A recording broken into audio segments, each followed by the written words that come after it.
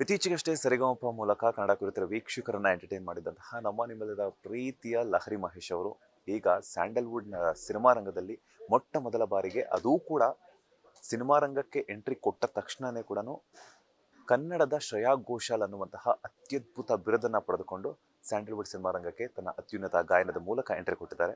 So ಹೊಸ ಅನುಭವ, ಅದ್ರ ಜೊತೆಗೆ ಸರಿಗಮಪ ನಂತರ ಅವರ ಜೀವನ ಶೈಲಿ ಯಾವ ರೀತಿ ಇದೆ ಅನ್ನುವಂತಹ ಒಟ್ಟಾರೆ ಮಾಹಿತಿಯನ್ನ ಅವರೇ ತಿಳಿಸ್ಕೊಡ್ತಾ ಹೋಗ್ತಾರೆ. ಲಹರಿ ಅವರೇ ನಮಸ್ತೆ, ಹೇಗಿದ್ದೀರಾ? ನಮಸ್ತೆ ಸರ್, ಚೆನ್ನಾಗಿದ್ದೀನಿ. ನೀವು ಚೆನ್ನಾಗಿದ್ದೀರಾ? ನಾನು ಸೂಪರ್ ಆಗಿದೆ. ಈಗಲಾದ್ರೂ ಜೋರಾಗಿ ಮಾತಾಡ್ಬೇಕಲ್ಲ, ಯಾಕಂತಂದ್ರೆ ಸಿನಿಮಾ ರಂಗಕ್ಕೆ ಎಂಟ್ರಿ ಕೊಟ್ಟಿದ್ದೀರಾ. ನಮಸ್ತೆ ಸರ್. ನೀವು ಮಾತಾಡೋದೇ ಹಿಂಗ ಅಥವಾ ಇಷ್ಟೇನಾ ಇರೋದು? ಮಾತಾಡೋದೇ ಇಷ್ಟು ಲೈಕ್.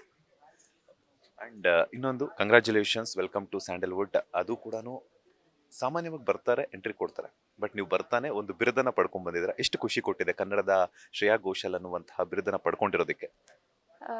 ತುಂಬ ಖುಷಿ ಇದೆ ಸರ್. ಫಸ್ಟ್ ನಾನು ಥ್ಯಾಂಕ್ಸ್ ಹೇಳಬೇಕು ಜನರಿಗೆ, ಅವರಿಂದ ಸಾಧ್ಯ ಆಯಿತು. ಲೈಕ್ ಬಿರುದು ಏನು ಕೊಟ್ಟಿದ್ದಾರೆ ಶ್ರೇಯಾ ಮ್ಯಾಮ್ಗೆ ಹೋಲಿಸಿ, ಸೊ ಅವ್ರಿಗೆ ಥ್ಯಾಂಕ್ಸ್ ಹೇಳಲೇಬೇಕು ನಾನು. ಆ್ಯಂಡ್ ಖುಷಿಗಿಂತ ಇದು ಜವಾಬ್ದಾರಿ. ಹೌದು, ಅವ್ರಿಗೆ ಹೋಲಿಸಿದ್ದಾರೆ ಅಂದರೆ ನಾನು ಅಷ್ಟು ರೀಚ್ ಆಗಬೇಕು, ಅಷ್ಟು ಜವಾಬ್ದಾರಿ ನಾನು ನಿಭಾಯಿಸಬೇಕು. ಸೊ ಕಲಿಯೋಕ್ಕಿದೆ ಸರ್. ನೀವು ಹೇಳ್ತಾ ಇದ್ರಿ ಖುಷಿಗಿಂತ ಜವಾಬ್ದಾರಿ ಹೆಚ್ಚಾಗಿದೆ ಅಂತದ್ದು. ಇನ್ನು ಕೇವಲ 14 ವರ್ಷ ಕಲಿಯುವಂಥದ್ದು ತುಂಬಾನೇ ಇದೆ. ನಾವು ಅಂಟಿಲ್ ಸಾಯೋ ತನಕನೂ ಕೂಡ ಪ್ರತಿಯೊಂದು ವಿಚಾರದಲ್ಲೂ ಕಲಿಯುವಂಥದ್ದು ಇರುತ್ತೆ. ಸೊ ಒಂದ್ ಕಡೆ ಜವಾಬ್ದಾರಿ, ಇನ್ನೊಂದ್ ಕಡೆ ಖುಷಿ ವಿಚಾರ. ಅಮ್ಮ ಏನಾದ್ರು ಹೇಳಿದ್ರ ಸ್ಟೇಜ್ ಮೇಲೆನೆ ಹೇಳಿದಾಗ? ಅಮ್ಮ ಏನು ಹೇಳಲಿಲ್ಲ, ಅಂದರೆ ಜವಾಬ್ದಾರಿ ಅಂತ ಅವ್ರಿಗೂ ಗೊತ್ತು, ನನಗೂ ಗೊತ್ತು. ಸೊ ಕಲಿಯೋದು ಮಾತ್ರ ನನ್ನ ಕೆಲಸ ಇದೆ. ಎಷ್ಟು ಖುಷಿ ಕೊಡ್ತು. ಅಂಡ್ ಏನಂತಂದ್ರೆ ಈಗ ಅರ್ಜುನ್ ಜನ್ಯ ಸರ್ ಆಗಿರಬಹುದು, ಹಾಗೇನೆ ನಮ್ಮ ಡಾರ್ಲಿಂಗ್ ಕೃಷ್ಣ ಅವ್ರು ಆಗಿರ್ಬೋದು, ಶಶಾಂಕ್ ಸರ್, ಇಂಥ ಒಂದು ದೊಡ್ಡ ವೇದಿಕೆಯಲ್ಲಿ ಆ ಒಂದು ಮಾತನ್ನ ಹೇಳಿದಾಗ ಆಸ್ ಎ ಪ್ರೌಡ್ ಮೂಮೆಂಟ್ ಪ್ರತಿಯೊಬ್ಬರಿಗೂ ಕೂಡ.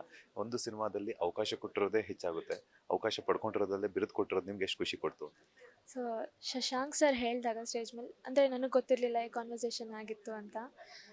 ನನಗೇನೆ ಶಾಕಿಂಗ್ ಅಂದರೆ ಅರ್ಜುನ್ ಸರ್ ಹೇಳಿದ್ರು ಅಂತ ನಂಗೆ ನಿಜವಾಗ್ಲೂ ನಂಬೋಕ್ಕಾಗ್ತಾಯಿಲ್ಲ. ಲೈಕ್ ಅರ್ಜುನ್ ಸರ್ಗೆ ನಾನು ಎಷ್ಟು ಥ್ಯಾಂಕ್ಸ್ ಹೇಳಿದ್ರು ಸಾಲದು. ಅಂದರೆ ಅವರಿಂದ I got into film industry. First debut song ನಂದು ಅವ್ರ ಕಂಪೋಸಿಷನಲ್ಲಿ. ಸೊ ನಾನಿನ್ನೂ ಶಾಕಲ್ಲಿದ್ದೀನಿ, ಅವ್ರ ಜೊತೆ ಮಾತಾಡಬೇಕು.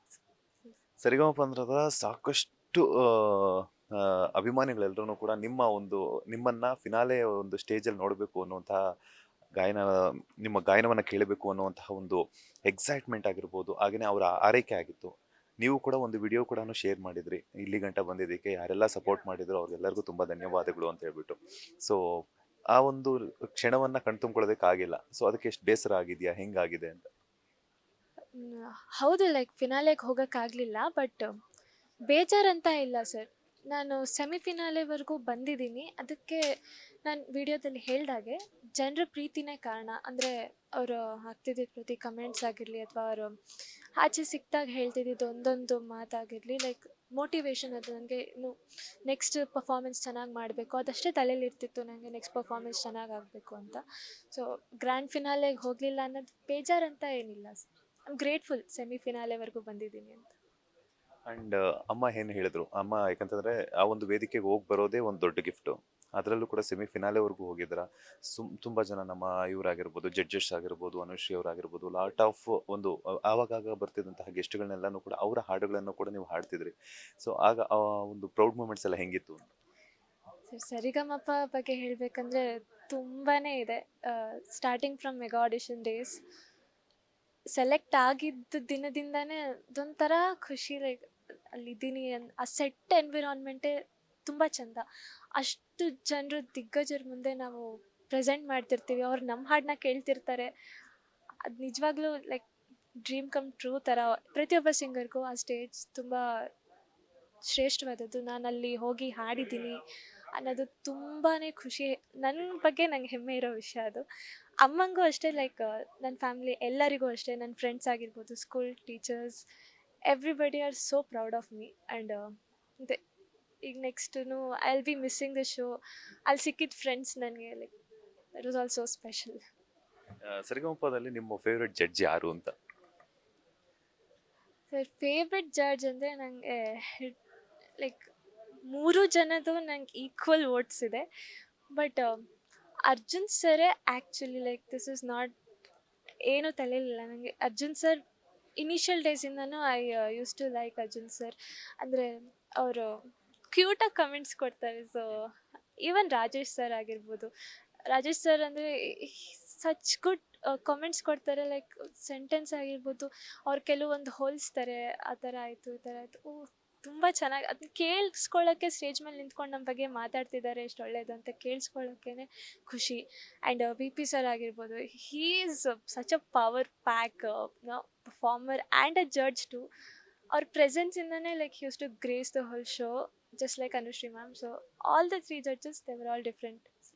ನಿಮ್ಮ ಸೀಸನಲ್ಲಿ ಮಹಾಗುರುಗಳಾದಂತಹ ಹಂಸಲೇಖ ಸರ್ ಇಲ್ಲ ಅನ್ನುವಂಥ ಕೊರಗಿದ್ದೇ ಇರುತ್ತೆ. ಸೊ ಎಷ್ಟು ಮಿಸ್ ಮಾಡ್ಕೊಂಡ್ರಿ ಹಂಸಲೇಖ ಸರ್ನ ಅಂತ?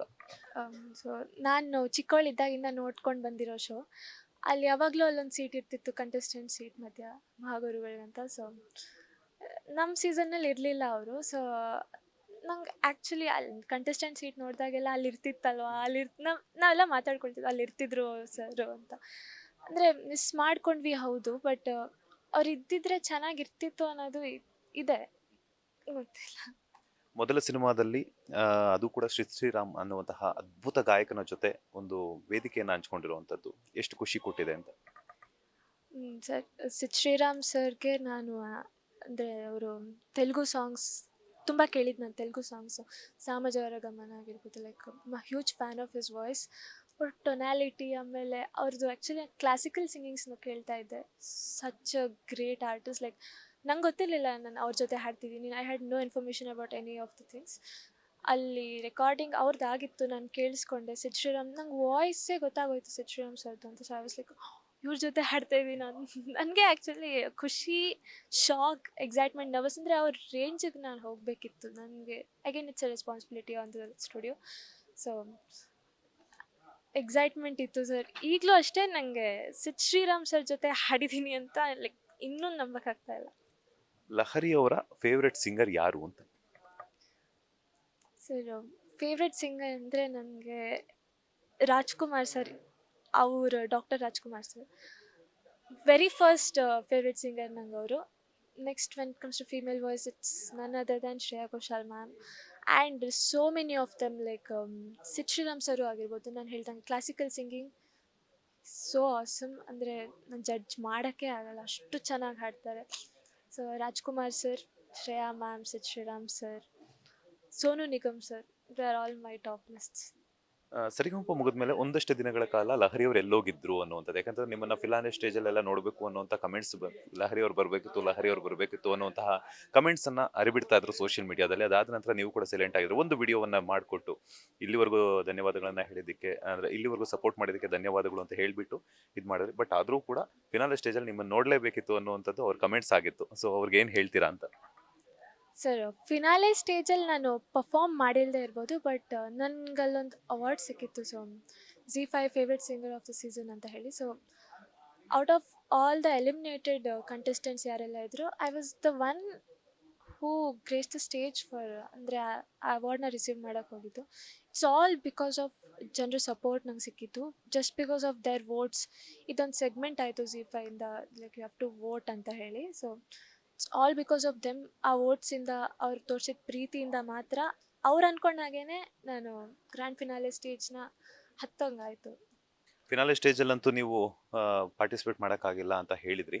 ಸೊ ನಿಮ್ಮನ್ನು ಸಪೋರ್ಟ್ ಮಾಡ್ಕೊಂಡು ಬಂದಿರುವಂತಹ ಅಷ್ಟೂ ಜನ ಆಡಿಯನ್ಸ್ಗೆ ಯಾವುದಾದ್ರೂ ಒಂದು ಹಾಡನ್ನು ಡೆಡಿಕೇಟ್ ಮಾಡೋದಾದರೆ?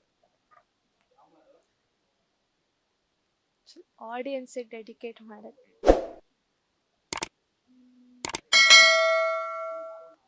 ಶಾರ್ಟ್ ಆಫ್ ಸಾಂಗ್ಸ್ ಸರಿ. ಅವ್ರು ತುಂಬ ಇಷ್ಟಪಟ್ಟಿದ್ದ ಸಾಂಗ್ ನಂದು. So I will be singing that. ಅಂದರೆ ಅವ್ರು ತುಂಬ ಎಡಿಟ್ಸ್ ಮಾಡಿ ಈ ನಾನು ಹಾಡಿದೊಂದು ಸಾಂಗಿಗೆ they have done a lot of edits and showed me a lot of love. So I will be singing that.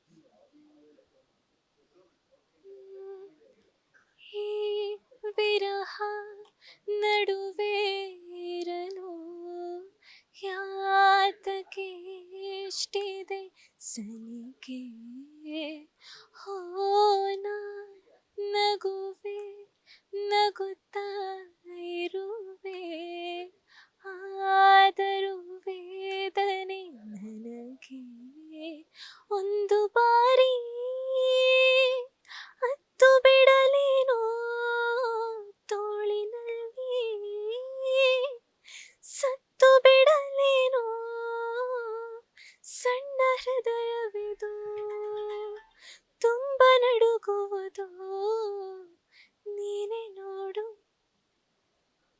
Thank you so much Lahari, ಒಳ್ಳೆಯದಾಗಲಿ, all the best. ಈ ಒಂದು ಮೊದಲನೇ ಸಿನಿಮಾದಿಂದ ಶುರು ಮಾಡಿದಿರ, ಆ ಮೊದಲನೇ ಸಿನಿಮಾ ಸಕ್ಸಸ್ಫುಲ್ ಆಗಿ ಮತ್ತಷ್ಟು ಅವಕಾಶಗಳು ಬರಲಿ, ಮತ್ತಷ್ಟು ದೊಡ್ಡ ದೊಡ್ಡ ವೇದಿಕೆಗಳು ನಿಮ್ದಾಗಲಿ, ಒಳ್ಳೆಯದಾಗಲಿ, all the best. Thank you so much. ಇದಾಗಿತ್ತು ಸರಿಗಮಪ ಖ್ಯಾತಿಯ ಲಹರಿ ಮಹೇಶ್ ಅವರ ಮಾತು. ಕ್ಯಾಮ್ರಾ ಪರ್ಸನ್ ದಿನೇಶ್ ಜೊತೆ Manjunath Srinivas, boss TV Kannada, Bengaluru. Latest ಹಾಗೂ ಇಂಟ್ರೆಸ್ಟಿಂಗ್ ಸುದ್ದಿಗಳಿಗಾಗಿ ಬಾಸ್ ಟಿವಿ ಕನ್ನಡ ಚಾನೆಲ್ನ ಸಬ್ಸ್ಕ್ರೈಬ್ ಮಾಡಿ. ಹಾಗೆಯೇ ಬೆಲ್ ಐಕಾನ್ ಪ್ರೆಸ್ ಮಾಡಿ. ಇದರ ಜೊತೆಗೆ ಫೇಸ್ಬುಕ್, ಇನ್ಸ್ಟಾಗ್ರಾಮ್, ಎಕ್ಸ್ನಲ್ಲೂ ಮಿಸ್ ಮಾಡದೆ ಫಾಲೋ ಮಾಡಿ.